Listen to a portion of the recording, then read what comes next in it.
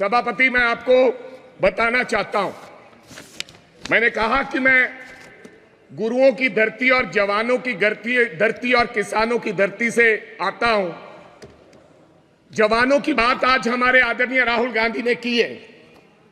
हालांकि विपक्ष द्वारा उसको घुमाने का काम किया, लेकिन राहुल गांधी ने एक बात कही कि अग्निवीर को शहीद का दर्जा इस देश में मिलना चाहिए। मैं इसलिए कह रहा हूं सभापति साहब, कभी कभी तो मेरे को लगता है कि पंजाब को यह हिंदुस्तान की सरकार भूल गई है। कभी कभी मेरे को यह भी महसूस होता है कि शायद हम हिंदुस्तान के कहीं किसी नक्शे में हैं या नहीं। जिस प्रकार से हमारे सरकार का हमारे पंजाब के लोगों की तरफ व्यवहार है, ऐसा हमें महसूस होता है। मैं आपको बताना चाहता हूं सभापति साहब, जब हिंदुस्तान के देश के प्रधानमंत्री जब लाल किले पर झंडा लहराते हैं, और मैं गर्व से कह सकता हूं कि उस झंडा लहराने में पंजाब के हजारों नौजवान लोगों ने अपनी शहादत दी है। ये अवसर इसलिए प्राप्त हुआ है सभापति साहब। मैं कहना चाहता हूं सभापति साहब, मैं अपने किसान की बात करना चाहता हूं।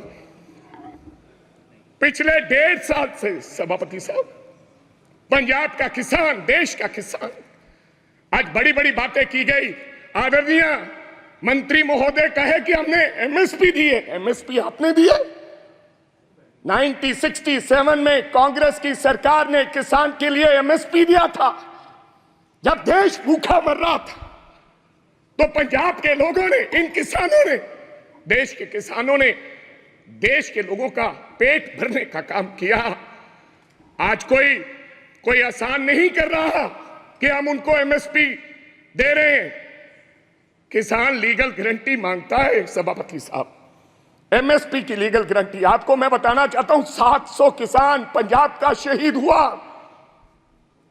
और मेरी एक आदरणीय हमारी सांसद ने उन किसानों की मांओं के बारे में ये कहा कि ये तो 100-100 रुपए पे भाड़े पे लाए हुए लोग हैं। मेरे को शर्म आती है इस बात की। वो किसान, और आज वो किसान दिल्ली के बॉर्डर अपनी बात सुनाने के लिए दिल्ली आना चाहता है। क्या दिल्ली देश से अलग है? क्या दिल्ली में पंजाब के किसान नहीं आ सकते? हमें हरियाणा के बॉर्डर पर रोककर हमारे पर गोलियां चलाई जा रही हैं। हजारों लोग किसान हमारे वहां पर इंजर्ड हुए और कईयों की मृत्यु हो गई, मौत हो गई है। लेकिन सरकार की तरफ से गर्मी है। 45-47 डिग्री में बैठा किसान चीख कर पुकार रहा है कि हमें एमएसपी की लीगल गारंटी दो, हमने दिल्ली जाना है।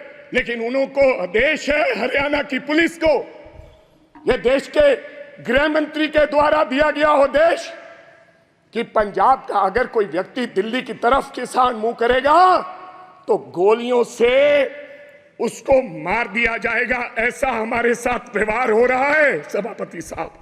ये हालात है। आप कहते हो किसानों को, आपने किसान निधि योजना में आपने बड़ा कोई इनकलाब खड़ा कर दिया। आपने कहा कि 3,20,000 करोड़ लोगों को हमने 20,000 करोड़ दिया है किसान निधि योजना के तहत। मैं पंजाब की बात बताना चाहता हूं। आंदोलन के बाद हमारे साथ किस प्रकार का व्यवहार हुआ। 2019-20 में 23 लाख लोगों को किसान निधि योजना का फायदा मिलता था। जब हम आंदोलन किया, सरकार को काले कानून जो 3 बने थे वो सस्पेंड करने पड़े, वापस नहीं लिए। तो इन्होंने कहा कि अब इनकी निधि योजना बंद करो। 2023 और 24 में ऑन रिकॉर्ड बोल रहा हूं, फ्लोर ऑफ द हाउस, 8,56,000 लोगों के किसान निधि योजना से नाम काट दिए गए। ये छोटी बात नहीं है। और कहा गया कि इनके कागज इनकम्प्लीट थे, इसलिए हमने इनके ये खाते काट दिए गए। तो पहले आपने कैसे दे दिए 23.5 लाख लोगों को? मैं चलो ज्यादा कुछ ना कहते हुए मैं आगे एक बात और करनी चाहता हूं सभापति साहब। ये किसान का हाल है, मैं बताना चाहता हूं। अभी मैं पेज नंबर 19 पे पढ़ रहा था कि ये भारतीय न्याय संहिता यानी कि penal code will come into force in the country from the 1st of July, लोगों को इंसाफ देने के लिए। और देश के गृह मंत्री ने लॉ एंड ऑर्डर की बात कही कि पंजाब में लॉ एंड ऑर्डर की स्थिति ठीक नहीं है। आज से 4-5 महीने पहले मैं आपको ये कहना चाहता हूं, आप लोगों को जस्टिस देने के लिए ये लॉ लेकर आ रहे हैं।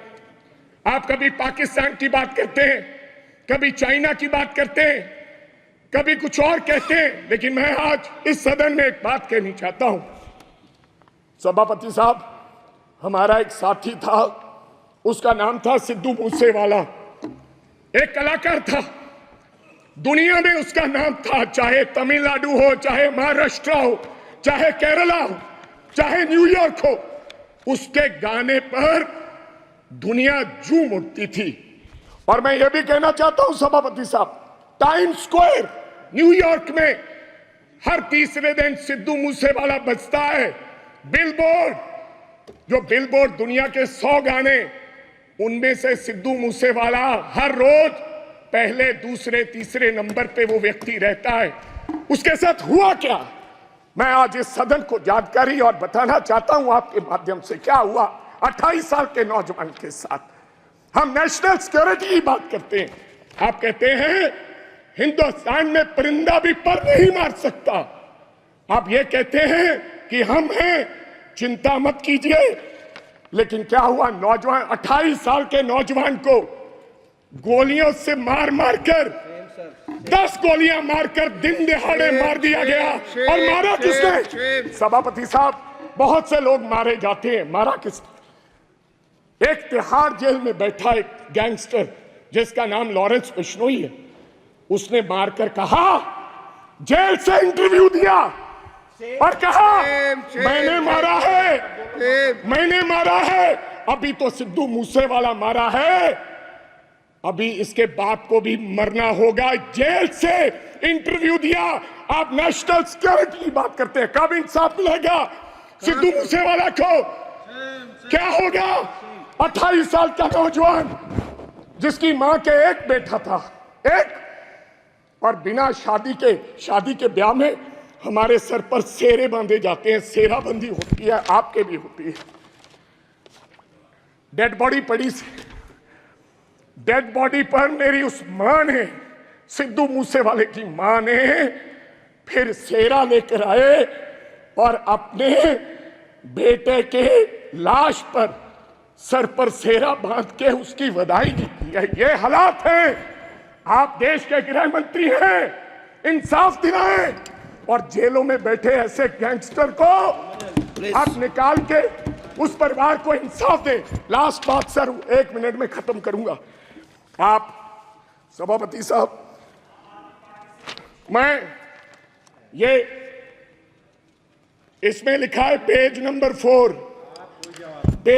4, पॉइंट नंबर 5, क्या लिखा है? Now my government is striving to make India the 3rd largest economy in the world.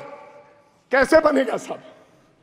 मैं सब उस शहर से आता हूं, लुधियाना से, जो हिंदुस्तान का कभी कभी ईस्ट मैनचेस्टर कहा जाता है, जिसको आज क्या हालात हो गए इंडस्ट्री के, डाइंग इंडस्ट्री है सर, वहां पर साइकिल इंडस्ट्री है। लोग छोड़ के कारोबार धंधा बंद करके अब चले जा रहे हैं लुधियाना छोड़ के। ये हालात कर दिए। मैं एक छोटी सी उदाहरण देना चाहता हूं। 10 साल में हमें इस सरकार ने कुछ नहीं दिया।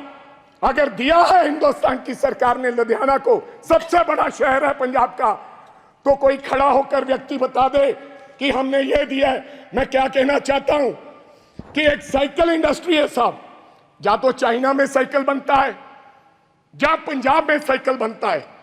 चाइना में साइकिल की प्रोडक्शन क्या है, आप हैरान हो जाओगे। आप मेक इन इंडिया की बात करते हो, 28 से 30 करोड़ एक साल की चाइना प्रोडक्शन करता है, एक साल की 28 से 30 करोड़। लेकिन लुधियाना क्या प्रोडक्शन करता है, 2.5 करोड़। क्यों, वजह क्या है? हमारा साइकिल 3500 रुपए का शुरुआत में बिकता है, लेकिन चाइना का साइकिल $300 से शुरू होकर 2 लाख में बिकता है। इसका कारण क्या है? Make in India, make in India, wrong policies. जब तक ये रॉन्ग पॉलिसीज हैं, समाप्त कीजिए, समाप्त कीजिए, तब तक हमारा देश तरक्की नहीं कर सकता। कैसे तरक्की करेंगे? आपकी रॉन्ग पॉलिसीज की वजह से आज हमारी इंडस्ट्री, जो लुधियाना की इंडस्ट्री है, उसके ये हालात हो गए। अंत में एक लाइन में समाप्त करना चाहता हूं। हमारा भाईचारा बहुत कायम है स्पीकर साहब। पंजाब के लोग बेशक चाहे किसी पार्टी को वोट दो, आम आदमी पार्टी को लोगों ने वोट दिया, अकाली दल को दिया, कांग्रेस को दिया, बीजेपी वालों को भी दिया, लेकिन आपस का भाईचारा नहीं कभी टूटा। इस बार पहली बार राम जी के नाम पर, भगवान राम के नाम पर, भगवान हमारे भी हैं इनके, और भगवान ने बता दिया अयोध्या से ये संदेश दिया पूरे देश भर में कि राम भगवान बीजेपी के नहीं है। उन्होंने ये संदेश दिया। लास्ट मैं एक सेकंड पहले बोल रहे हैं, बोलो सभापति साहब, मैं एक नारे के साथ अपनी बात खत्म करूंगा। बस एक लाइन में खत्म कीजिए सर, एक सेकंड। हमारा भाईचारा कायम रहे। मैं बीजेपी वालों को हाथ जोड़कर गुजारिश करना चाहता हूं, देश के प्रधानमंत्री जी को, देश के गृह मंत्री जी को, कि मंगलसूत्र की बात ना करें। थैंक यू, आप कब्रिस्तान की बात मत करें। मैं एक नारे के साथ अपनी बात खत्म करूंगा। मंदिर बांटा, मस्जिद बांटी, मंदिर बांटा, मस्जिद बांटी, बांट दिया भगवान को। ओ शर्म करो बीजेपी वालों, मत बांटो इस देश के बोले वाले इंसान को, मत बांटो इस देश के बोले वाले इंसान।